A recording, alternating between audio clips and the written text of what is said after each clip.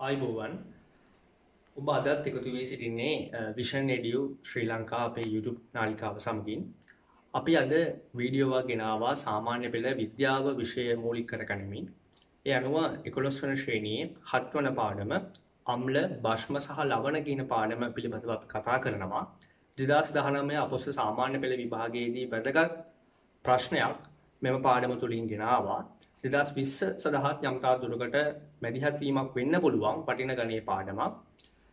ඔයගොල්ලන්ට ආරාධනා කර සිටිනවා ඔයගොල්ලෝ අපේ සාමාන්‍ය පෙළ පාඩම් සමග රැඳී සිටින්න. ඔබ තවමත් අපේ විෂන් එඩියු ශ්‍රී ලංකා YouTube channel එක subscribe කරලා නැත්නම් subscribe කරන ලෙස. අප මීට පෙර කරපු පාඩම් පහත දක්වා දෙන links තුලින් ගිහලා බලන්න පුළුවන්. එහෙනම් අපි යමු අද වීඩියෝ එකට. මම හිතනවා ඔයගොල්ලෝ skip නොකර අද මේ පාඩම ඉගෙන ගනී කියලා. 11 වන ශ්‍රේණියේ 7 වන පාඩම එනම් අම්ල භස්ම ලවණ කියන පාඩමයි මේ මාතෘකාව වන්නේ. මේ පාඩමේ අපිට මූලිකව අම්ල ගැන ඉගෙන ගන්න තියෙනවා. භස්ම ගැන සහ ලවණ ගැන ඉගෙන ගන්න තියෙනවා. අපි බලමු මුලින්ම අම්ලයක් කියන්නේ කුමක්ද යන වග. අම්ලයක් කියන්නේ ජලීය ද්‍රාවණයකට දැමූ පසු හයිඩ්‍රජන් ධන අයන නැත්නම් H+ අයන ලබා දෙනවා නම් එවැනි දෑ අපි සලකනවා අම්ල ලෙස. ජලීය ද්‍රාවණයක් කියන්නේ හිතන්න ඔයා බීකරයක් අරන් ඒ බීකරයට වතුර දැම්මා කියලා හිතන්න. බීකරයට වතුර දාලා ඔයා අම්ලයක් දාද්දී ඒ අම්ලයට හැකියාව ලැබෙනවා ජලීය ද්‍රාවණයකට නැත්නම් අර බීකරයේ සහිත වතුර තියෙන පද්ධතියට හයිඩ්‍රජන් ධන අයන ලබා දෙන්න. ඒ අනුව හයිඩ්‍රජන් ධන අයන ලබා දෙනවා නම් එයා අපි සලකනවා අම්ලයක් ලෙස. අම්ල හඳුන්වා දෙන්න පුළුවන් නිර්වචන ගණනාවක් තියෙනවා. මේ එක්තරා ආකාරයේ නිර්වචනයක් ඕගොල්ලන්ගේ පෙළපොතේ සඳහන් වන විදිහට. ඒ වගේමයි ලෝහයකට අම්ලයක් දැමූ විට හයිඩ්‍රජන් වායුව පිට වෙනවා. එනම් අම්ල දැමූ විට ලෝහවලට හයිඩ්‍රජන් වායුව පිට වෙනවා. හයිඩ්‍රජන් වායුව පිට කරන සංඝටක ලෙසත් අපිට අම්ල හඳුන්වා දෙන්න පුළුවන්. හරි. මේ බලන්න මේ රූප සටහන දෙස. මේ ඔබට පෙනෙන්නේ ජලීය ද්‍රාවණයක්. බීකරයක්. ඒ බීකරයේ ජලය තියෙනවා. මෙම ජලීය ද්‍රාවණයට අපි අම්ල එකතු කරනවා. මේ ඔබට පෙනෙන්නේ අම්ල වර්ග. එක් එක් අම්ල එකතු කරද්දී ජලීය ද්‍රාවණයට ලැබෙනවා H+ අයන නැත්නම් හයිඩ්‍රජන් ධන අයන. ඒ හයිඩ්‍රජන් ධන අයන ලබා දෙන නිසා මේවා අපි සලකනවා අම්ල ලෙස. අපි පොඩ්ඩක් හඳුනා ගමු. HCl කියන්නේ හයිඩ්‍රොක්ලෝරික් අම්ලය. HNO3 කියන්නේ නයිට්‍රික් අම්ලය. H2SO4 කියන්නේ සල්ෆියුරික් අම්ලය. CH3COOH කියන්නේ ඇසිටික් අම්ලය. විද්‍යාගාරයේ මෙන්ම එදිනෙදා ජීවිතයේදී අපිට විවිධාකාරයේ අම්ල හැම්බෙනවා. මේ මූලික උදාහරණ කිහිපයක් තමයි මම ඔයගලන්ට දක්වා තිබෙන්නේ. හරි. අම්ල ප්‍රධාන වර්ග දෙකක් යටතේ අපි අධ්‍යයනය කරනවා. පළමු වර්ගයේ වන්නේ ප්‍රබල අම්ල, දෙවන වර්ගයේ වන්නේ දුබල අම්ල. ප්‍රබල අම්ල කියන්නේ අම්ලවල ආම්ලික ගතිය වැඩි. අම්ලවල තියෙනවා ළමයි ගුණයක් ආම්ලික ගුණය. ආම්ලික ගුණය වැඩි වන්නේ ප්‍රබල අම්ලවල. ආම්ලික ගුණය අඩු වන්නේ දුබල අම්ලවල. තව විදිහකට කිව්වොත් සැරභාවය වැඩි වන්නේ ප්‍රබල අම්ලවල. සැරභාවය ටිකක් අඩු වන්නේ දුබල අම්ලවල. අපි ඉගෙන ගමු ප්‍රබල අම්ල කියන්නේ මොනවද කියලා. ජලීය ද්‍රාවණයකට ප්‍රබල අම්ලයක් දැමූ විට ඒ ප්‍රබල අම්ලය පූර්ණ වශයෙන් අයනීකරණය වෙනවා. පූර්ණ වශයෙන් අයනීකරණය වෙලා සම්පූර්ණයෙන්ම H+ අයන ලබා දෙනවා නම් එවැනි අම්ලවලට අපි කියනවා ප්‍රබල අම්ල. මොකක්ද මේ පූර්ණ අයනීකරණය කියලා කියන්නේ? මේ බලන්න මේ උදාහරණය. අපි අර කලින් සඳහන් කරපු ජලය සහිත බීකරයක් සහිත බඳුනකට එනම් ජලීය ද්‍රාවණයකට HCl වගේ අම්ලයක් දැම්ම කියලා හිතන්න. මෙන්න මේ උදාහරණය අනුව හිතන්න ඔයගොල්ලෝ HCl තියෙනවා කියලා 100ක් හිතන්න. මේ HCl වලට පුළුවන් විඝටනය වෙන්න. කැඩෙන්න පුළුවන්. කැඩිලා එයා කැඩෙන්නේ බලන්න H+ අයන බවට පත් වෙනවා. ඒ වගේම ක්ලෝරයිඩ් අයන බවට පත් වෙනවා. මෙන්න මේ ක්‍රියාවලියට අපි කියනවා ළමයි අයනීකරණය වෙනවා කියලා. මොන වගේ අයනීකරණයක්ද වෙන්නේ? පූර්ණ අයනීකරණයක්. පූර්ණ අයනීකරණයක් කියන්නේ මොකක්ද? HCl අණු 100ක් හිටියොත් ඒ අණු 100 දෙනාම කැඩිලා නැත්නම් අයනීකරණය වෙලා ජලීය ද්‍රාවණයට H+ අයන ලබා දෙනවා.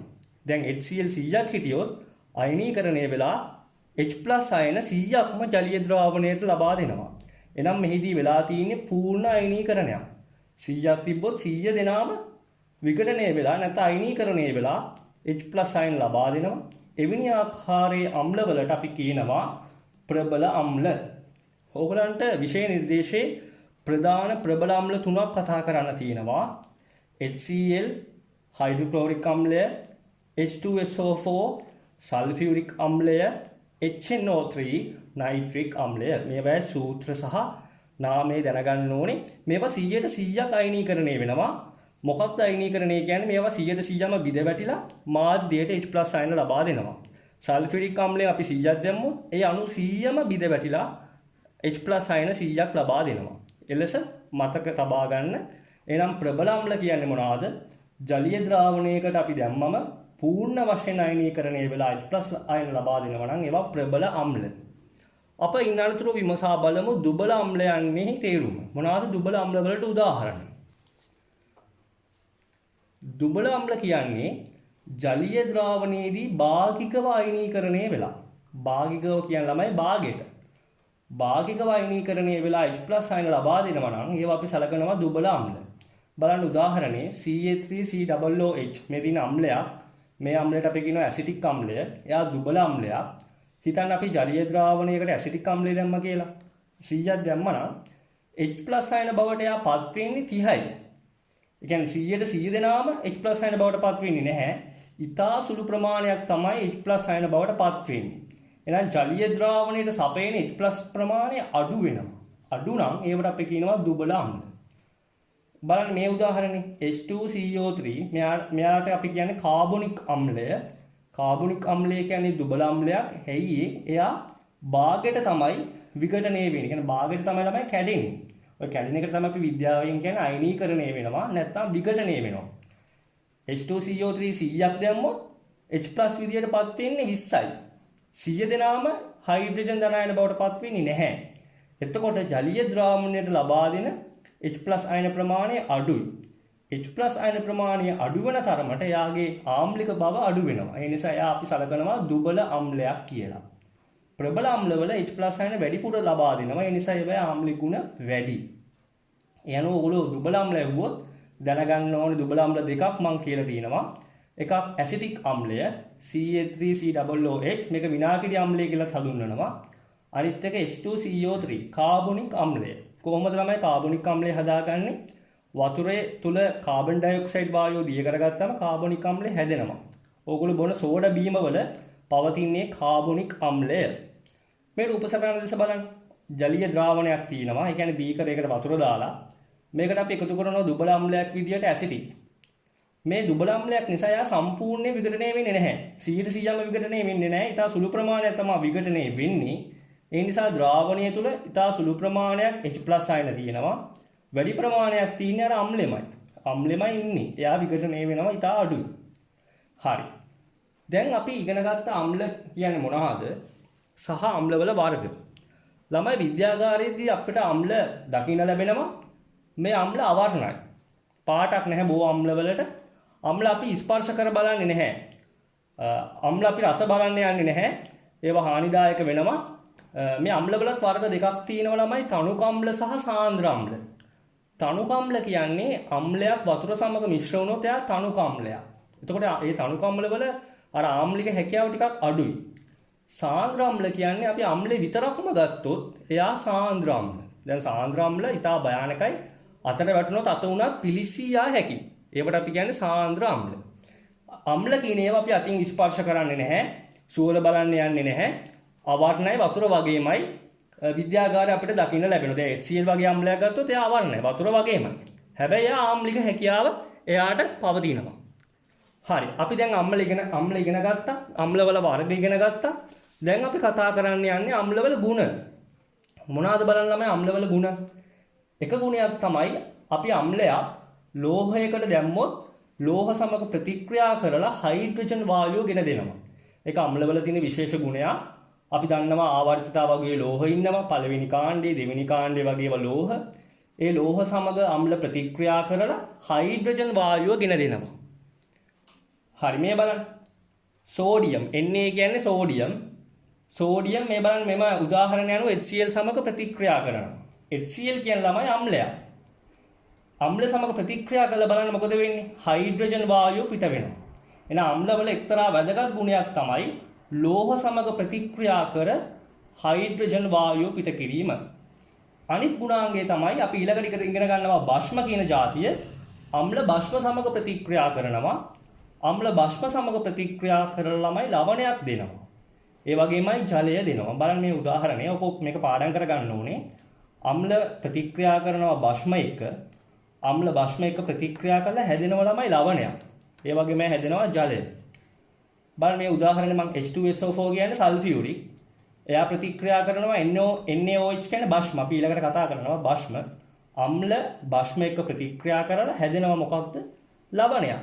මේ උදාහරණේ සෝඩියම් සල්ෆේට් Na2SO4 කියන්නේ සෝඩියම් සල්ෆේට් ලවණයක්. ඒ වගේමයි ජලය සෑදෙනවා. එහෙනම් අම්ලවල අපි ප්‍රධාන ගුණාංග දෙකක් කතා කරා. තනුක අම්ල සමග ප්‍රතික්‍රියා කළ හයිඩ්‍රජන් වායුව ලබා දෙනවා. ඒ වගේමයි අම්ලවල හැකියාවක් තියෙනවා භස්ම සමග ප්‍රතික්‍රියා කර ලවණ ලබා දෙන්න. අපි කිහිපයක් බලමු. HCl සහ සල්ෆියුරික්. මේවා ටික ප්‍රයෝජන බලන්න. ළමයි HCl කියන අම්ලය හයිඩ්‍රොක්ලෝරික් කියන අම්ලය යොදා ගන්නවා වානේ භාණ්ඩවල මලකඩ ඉවත් කරන්න. ඒ වගේමයි ආහාර තාක්ෂණයේදී අස්තිමය කොටස් වලින් ජෙලටින් සාදා ගන්න යොදා ගන්නවා. ජෙලටින් හදා ගන්න ඉතා වැදගත් වෙනවා හයිඩ්‍රොක්ලෝරික් අම්ලය. ඒ වගේමයි ඉතා වැදගත් රාජ අම්ලය කියලා අම්ලයක් තියෙනවා. රාජ අම්ලය කියන්නේ HClුයි අපි කලින් කතා කරා නයිට්‍රික් කියලා ප්‍රබල අම්ලයක් තියෙනවා. ඒ HClුයි නයිට්‍රිකුයි මිශ්‍ර කරාම අපි ඒකට කියනවා රාජ අම්ලය. එහෙනම් රාජ අම්ලය හදා ගන්න HCl යොදා ගන්නවා. හරි. අපි බලමු පොඩ්ඩක් සල්ෆියුරික් වල ප්‍රයෝජන. සල්ෆියුරික් අම්ලය යොදා ගන්නවා පොහොර වර්ග නිෂ්පාදනය කරන්න. ඒ වගේම වාහනවල බැටරි ඇසිඩ් ලෙස ක්‍රියාත්මක වෙනවා සල්ෆියුරික් අම්ලය. ප්ලාස්ටික් වර්ග නිෂ්පාදනය කරන්න, සායම් වර්ග නිෂ්පාදනය කරන්න සල්ෆියුරික් අම්ලය යොදා ගන්නවා. H2SO4 කියන්නේ සල්ෆියුරික්. අපි ඊට අනුතරව වැදගත් තව කාරණාවක් තියෙනවා. මේ අම්ලවලට අපි ලබා දෙනවා ළමයි pH අගය කියලා අගයක්. අම්ලවල pH අගය බොහෝ විට 7ට වඩා අඩු වෙනවා. ඒක පාඩම් කරගන්න. සෑම අම්ලයකම pH අගය 7ට වඩා අඩුයි. ඒ කියන්නේ 5, 4, 3, 2 වගේ අගයක් වෙන්න පුළුවන්. 7ට වඩා අඩු වෙන්න ඒ අම්ලයේ ආම්ලික හැකියාව වැඩි වෙනවා. ප්‍රබල අම්ලයක නම් pH අගය 0.1 වගේ වෙනවා. දුබල අම්ලවල pH අගය 5, 4 වගේ අගයක් වෙනවා. හරි. අපි ඉන්නතුරුව දැන් විමසා බලමු. භස්ම යන්නේ තේරුම මොනවාද භස්ම කියන්නේ? හරි. භස්මයක් කියන්නේ ළමයි ජලීය ද්‍රාවණයකදී OH අයන හයිඩ්‍රොක්සයිඩ් අයන ලබා දෙනවා නම් ඒවට අපි කියනවා භස්ම. ජලීය ද්‍රාවණයකදී H+ අයන ලබා දුන්නා නම් අම්ලයක්. OH අයන ලබා දෙනවා නම් භස්ම. මේ බලන්න. මම මේ උදාහරණ කිහිපයක් ඔයගොල්ලන්ට පෙන්වලා තින්නේ. බීකරයක් තියෙනවා. ඒ බීකරයට වතුර දැම්මම ඒක ජලීය ද්‍රාවණයක්. භස්මයක් දැම්මොත් මොකද වෙන්නේ? ජලීය ද්‍රාවණයට OH ඍණ අයන හයිඩ්‍රොක්සයිඩ් අයන කියලා කියන්නේ මේකට. හයිඩ්‍රොක්සයිඩ් අයන දෙනවා නම් එයා භස්මයක්. NaOH sodium hydroxide. මෙයාගේ නම sodium hydroxide. KOH potassium hydroxide.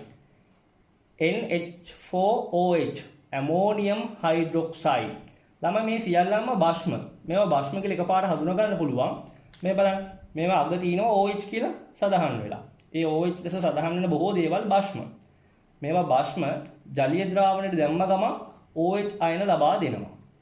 අර පෙර පරිදි භස්ම වලත් ආකාර දෙකක් තියෙනවා. අම්ලවල තිබුණා වගේ ප්‍රබල භස්ම ඒ වගේමයි දුබල භස්ම. හරි. බලන්න ළමයි ප්‍රබල භස්ම කියන්නේ මොනවද?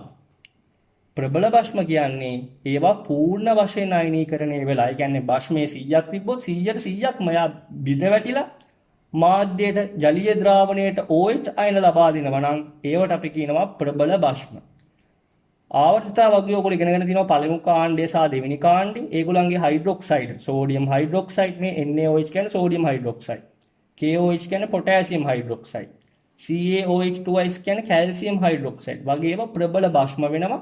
ඒවා 100%ක්ම විඝටනය වෙලා ජලීය ද්‍රාවණයට OH ඍණ අයන ලබා දෙනවා. මේවා ප්‍රබල භස්ම. අම්ලවල තිබුණ විශේෂ ගුණයක්. මොකද්ද අම්ලවල තිබිච්ච ගුණය? ආම්ලිකයි. භස්මවල තියෙනවා විශේෂ ගුණයක් බාෂ්මිකයි. ප්‍රබල භෂ්ම වල ඒ ගුණය ගොඩාක් වැඩි වෙනවා. හරි, ප්‍රබල භෂ්ම කියන්නේ නම් පූර්ණ ලෙස අයනීකරණය වෙන්න ඕනේ ඒවා. මේ බලන්න මේ උදාහරණේ. සෝඩියම් හයිඩ්‍රොක්සයිඩ් තිබ්බොත් හිතන්න අපි සෝඩියම් හයිඩ්‍රොක්සයිඩ් 100ක් දානවා කියලා. ඒ 100ම අණු 100ම මොකද වෙන්නේ? විඝටනය වෙලා මාධ්‍යයට OH ඍණ අයන 100ක් දෙනවා. OH ඍණ අයන 100ක් දෙනවා. මාධ්‍යයට OH ඍණ අයන 100ක් දෙනවා නම් පූර්ණ ලෙස බිඳ වැටෙනවා. පූර්ණ ලෙස අයනීකරණය වෙනවා. පූර්ණ ලෙස අයනීකරණය වෙලා OH ඍණ අයන දෙනවා නම් ඒවට අපි කියනවා ප්‍රබල භෂ්ම. දුබල භෂ්ම කියන්නේ මොනවද? අර දුබල අම්ල වගේමයි දුබල භෂ්ම කියන්නේ ළමයි අර්ධ ලෙස තමයි භාගිකව තමයි භාගයට තමයි අයනීකරණය වෙන්නේ. වෙලා ඉතා සුළු ප්‍රමාණයක් OH ඍණ අයන ලබා දෙනවා. ඒ වගේ භෂ්ම වලට අපි කියනවා ළමයි දුබල භෂ්ම කියලා. මේ බලන්න මේ උදාහරණේ. මේ දුබල භෂ්මේ නම දැනගන්න ඕනේ. ඇමෝනියම් හයිඩ්‍රොක්සයිඩ් තමයි මෙයාගේ නම. NaNH4OH ammonium hydroxide. හිතන්න අපි ඇමෝනියම් හයිඩ්‍රොක්සයිඩ් 100ක් දානවා කියලා ජලීය ද්‍රාවණයකට. 100ක් දැම්මට බලන්න OH අයන කොච්චරක් වගේද ලැබෙන්නේ? OH අයන ළමයි අපිට ලැබෙන්නේ 120ක් වගේ. කියන්නේ 100ක් දැම්මොත් 100 දෙනාම OH අයන බවට පත් වෙන්නේ නැහැ. භාගයක් තමයි OH අයන බවට පත් වෙන්නේ. එතකොට ජලීය ද්‍රාවණයට ලැබෙන OH ප්‍රමාණය අඩු වෙනවා. එවැනි ආකාරයේ භෂ්ම වලට අපි කියනවා දුබල භෂ්ම. එවැනි භාෂ්මික හැකියාව ගොඩාක් අඩුයි. හරි. දැන් අපි පොඩ්ඩක් බලමු. මේ NaOH කියන්නේ කවුද? Sodium hydroxide. MgOH2S කියන්නේ කවුද ළමයි? Magnesium hydroxide. අපි පොඩ්ඩක් මේවා ප්‍රයෝජන පොඩ්ඩක් සලකා බලමු. සෝඩියම් හයිඩ්‍රොක්සයිඩ් පාඩම් කරගන්න මේ වහනවා සබන් නිෂ්පාදනයේ යොදා ගන්නවා. සබන් හදන්න ගන්නවා සෝඩියම් හයිඩ්‍රොක්සයිඩ්. ඒ නිසා ළමයි ගෙදර දොරේ තියෙන සබන් අපි සලකන්නේ භෂ්මයක් විදියට. එයා භාෂ්මිකයි. දෙහි ගෙඩියක් සැලකුවොත් දෙහි ගෙඩියක් කියන ළමයි අම්ලයා. එයා ආම්ලිකයි. දැන් සෝඩියම් හයිඩ්‍රොක්සයිඩ් එන සබන් හදන්න ගන්නවා, කඩදාසි හදන්න, සායම් වර්ග හදන්න සෝඩියම් හයිඩ්‍රොක්සයිඩ් යොදා ගන්නවා. හරි. ඉන්න අනතුරු අපි තවත් වැදගත් කාරණාවක් කතා කරමු මැග්නීසියම් හයිඩ්‍රොක්සයිඩ්. මොනවාද මැග්නීසියම් හයිඩ්‍රොක්සයිඩ් වල ප්‍රයෝජන? ඔව් ඔයගොල්ලෝ දැනගන්න ඕනේ. අපි දන්නවා ආමාශය ඇති වෙනවා ගෑස්ට්‍රයිටිස් කියන රෝගී තත්ත්ව. එවැනි ගෑස්ට්‍රයිටිස් කියන රෝගී තත්ත්වවල අපි ඖෂධයක් විදියට අපි පානය කරනවා මිල්ක් ඔෆ් මැග්නීසියා කියන ඖෂධය. සාමාන්‍ය වෙළඳපොළ නාමයේ ඊනෝ ලෙස අපි හඳුන්වා දෙනවා. ඊනෝ ගන්නවා කියලා කියන්නේ. මේකේ විද්‍යාත්මක නාමය මිල්ක් ඔෆ් මැග්නීසියා. ඒ මිල්ක් ඔෆ් මැග්නීසියා ගෑස්ට්‍රයිටිස් තුරන් කිරීමට අපි ඖෂධයක් විදියට ගන්න මිල්ක් ඔෆ් මැග්නීසියා හදන්න ගන්නවා මැග්නීසියම් හයිඩ්‍රොක්සයිඩ්. මේක ඉතා වැදගත් තැනක්. විභාගෙදී අහනවා. එහෙනම් මිල්ක් ඔෆ් මැග්නීසියා වල පවතින ප්‍රධාන භෂ්මය මොකද්ද? Magnesium hydroxide. භෂ්ම වලට pH අගයක් තියෙනවා. දැන් අම්ල වල pH අගය 4ට වඩා අඩුයිනේ. භෂ්ම වල pH අගය 4ට වඩා වැඩි. ඒ කියන්නේ 8, 9, 10, 11, 12, 14 වගේ අගයන් එනවා නම් එයා භෂ්මයක් විදිහට තමයි අපි සලකන්නේ. හරි. දැන් ඔයගොල්ලෝ භෂ්ම කියන්නේ මොනවද කියලා දන්නවා? අම්ල කියන්නේ මොනවද කියලා දන්නවා? භෂ්ම ගැන කතා කරලා තමයි භෂ්ම අපි දැන් ස්පර්ශ කරන්න යන්නේ නැහැ. නමුත් අතින් ස්පර්ශ කරොත් ලිස්සන සුළු ස්වභාවයක් තමයි දැනෙන්නේ. සැලකිලිමත් විය යුතුයි. විද්‍යාගාරයේ තියෙන භෂ්ම ස්පර්ශ කරන්න යන්නේ නැහැ අපි. අනතුරුදායකයි. අම්ල ස්පර්ශ කරන්න යන්නෙත් නැහැ. හැබැයි ගෙදර දොරේ තියෙන සබන් කියන්නේ භෂ්මයක්නේ. සබන් කැල්ලක් ස්පර්ශ කරලා බලන්න. ලිස්සන සුළු ස්වභාවයක් ගන්නවනේ. ඒ නිසා පොදුවේ භෂ්ම ලිස්සන සුළු ස්වභාවයක් ගන්නවා. නමුත් ඒවා ස්පර්ශ කරන්න යන්නේ නැහැ විද්‍යාගාරවල තියෙන භෂ්ම ගැන. හරි. දැන් අපි කතා කරමු මොනවාද ලවණ කියන්නේ. දැන් මේ පාඩමේ 3 වෙනි අංගය. අපි ඉගෙන ගත්ත අම්ල, භෂ්ම, දැන් ලවණ. ලවණ කියන්නේ ළමයි අම්ලයි භෂ්මයි එකිනෙක ප්‍රතික්‍රියා කරලා හැදෙන ඒවා. ප්‍රතික්‍රියා කරලා හැදෙන ඒවාට අපි කියනවා ළමයි ලවණ. අම්ලය භෂ්මයත් එක්ක ප්‍රතික්‍රියා කරලා ලවණය හැදෙනවා. බලන්න උදාහරණේ HCl කියලා තියෙනවා අම්ලයක්. එයා KOH කියන පොටෑසියම් හයිඩ්‍රොක්සයිඩ් සමග ප්‍රතික්‍රියා කරනවා. මෙයා භෂ්මයක්. කොහොමද හඳුනාගත්තේ? OH කියන කාණ්ඩේ තියෙනවා. අම්ලය භෂ්මයත් එක්ක ප්‍රතික්‍රියා කරලා ළමයි හදන ලවණයක්. බලන්න හදන ලවණේ පොටෑසියම් ක්ලෝරයිඩ්. මේ ලවණේ හැදෙන්නේ කොහොමද? මේ ලවණය හැදෙන්නේ අම්ලයෙන් කොටසක් එකතු වෙනවා. බලන්න මේ අම්ලයෙන් එකතු වුණ කොටස Cl කියන කොටස. භෂ්මෙනුත් කොටසක් එකතු වෙනවා. K කියන කොටස. මේ දෙන්න එකතු වෙලා තමයි හැදුනේ මොකද්ද? ලවණයක් හැදෙනවා. අම්ල භෂ්ම ප්‍රතික්‍රියා කළා ළමයි ලවණය හැදෙනවා. ඒ වගේමයි ජලයක් හැදෙනවා. තව බලන්න ඉදිනදා ජීවිතයේදී ලවණ වර්ග වලට ඔයගොල්ලෝ උදාහරණ දාන්නවා. Sodium chloride. අපි මොනවද ළමයි සෝඩියම් ක්ලෝරයිඩ් කියන හොද ලවණයක්. ලුණු විදිහට සලකනවා සෝඩියම් ක්ලෝරයිඩ්. ඉදිනදා ජීවිතේදී අපි යොදා ගන්නවා ලුණු sodium chloride. CuSO4 copper sulphate. Copper sulphate කියන්නේ ලවණයක්. විද්‍යාගාරයේ පවතින සුලභ ලවණයක් ළමයි කොපර් සල්ෆේට්. කොපර් සල්ෆේට් ස්පටික විදියට අපි තනියෙන් ගත්තොත් එයා සුදු පාටයි. අවර්ණයි. හැබැයි කොපර් සල්ෆේට් වතුර සමග මිශ්‍ර කරලා එයා ද්‍රාවණයක් විදියට ගත්තොත් නිල් පාටයි. ඒව දැනගන්න කොපර් සල්ෆේට් ද්‍රාවණයක් විදියට ගත්තොත් නිල් පාටයි. අපි කලින් කිව්වා අම්ලවල pH අගය 7ට වඩා අඩුයි. භස්මවල pH අගය 7ට වඩා වැඩි. ලවණවල බොහෝ ලවණවල pH අගය ළමයි සාමාන්‍ය උෂ්ණත්වවලදී මේ pH අගය කීයද? 7යි. ඒක පාඩම් කරගන්න. ඊට හේතුව ළමයි ලවණ උදාසීනයි. ආම්ලික ගුණ පෙන්වන්නෙත් නැහැ. භාෂ්මික ගුණ පෙන්වන්නෙත් නැහැ. අතරමැද ඉන්නේ. ඒ නිසා ලවණවල pH අගය 7යි. අම්ල නම් 4ට වඩා අඩුයි. භස්ම නම් 4ට වඩා වැඩි. එහෙනම් ඔයගොල්ලෝ දන්නවා ලවණ කියන්නේ මොනවද? අම්ල භස්ම ප්‍රතික්‍රියා කරලා හැදෙන ඒවා. මේවා බොහෝ විට ළමයි ස්පටික විදිහට තියෙන අර ගල් විදියට ස්පටික විදිහට තමයි ළමයි ලවණ පවතින්නේ. සාමාන්‍ය අහුව ගම ඔයගලන්ට කියන්න පුළුවන් වෙනවා සෝඩියම් ක්ලෝරයිඩ් කියන්නේ මොකද්ද? පොද ලවණයක්. සෝඩියම් ක්ලෝරයිඩ් වල ප්‍රයෝජනයක් කියන්නේ බලන්න. දැන් නිකන් හැමදාම කියනවා වගේ කියන්න එපා ආහාර පිළියෙල කරන්න ගන්නවා කියලා. ඒක හරි. ඊට වඩා තව ප්‍රයෝජන තියෙනවා. ආහාර කල් තබා ගන්න සෝඩියම් ක්ලෝරයිඩ් ගන්නවා. ඒ වගේමයි සෝඩියම් ක්ලෝරයිඩ් වැදගත් වෙනවා. සෝඩියම් ක්ලෝරයිඩ් වැදගත් වෙනවා ළමයි ඔය සෝඩියම් හයිඩ්‍රොක්සයිඩ් වගේ සංඝටක නිෂ්පාදනය කරන්නත් සෝඩියම් ක්ලෝරයිඩ් වැදගත්. සේලයින් මිශ්‍රණ හදා ගන්නත් සෝඩියම් ක්ලෝරයිඩ් යොදා ගන්නවා. ඒ නිසා සෝඩියම් ක්ලෝරයිඩ් වල ප්‍රයෝජන ගණනාවක් තියෙනවා. අපි ඉන්නතුරු යොමු වන්නේ මේ පාඩමේ අවසාන අංගයට. මේකත් ඉතා වැදගත් මාතෘකාවක්. උදාසීනීකරණය. නමින්ම කියනවා උදාසීනීකරණය. මොකක්ද වෙන්නේ? උදාසීන වීමක් තමයි වෙන්නේ. උදාසීනීකරණය කියන ළමයි අම්ලයක් භස්මයක් එක්ක. උදාහරණයක් අම්ලයක් විදිහට අපි ගන්නවා HCl. භස්මයක් විදිහට අපි ගන්නවා සෝඩියම් හයිඩ්‍රොක්සයිඩ්. අම්ලයක් භස්මයක් සමග ප්‍රතික්‍රියා කර අම්ලයේ තිබිච්ච ආම්ලික ගුණයක් භස්මයේ තියෙන භාෂ්මික ගුණයක් දෙකම නැති වෙලා උදාසීන වෙලා ජලය හැදෙනවා නම් ඒකට අපි කියනවා උදාසීනීකරණය. මේක අහනවා මොකද්ද උදාසීනීකරණය කියන්නේ?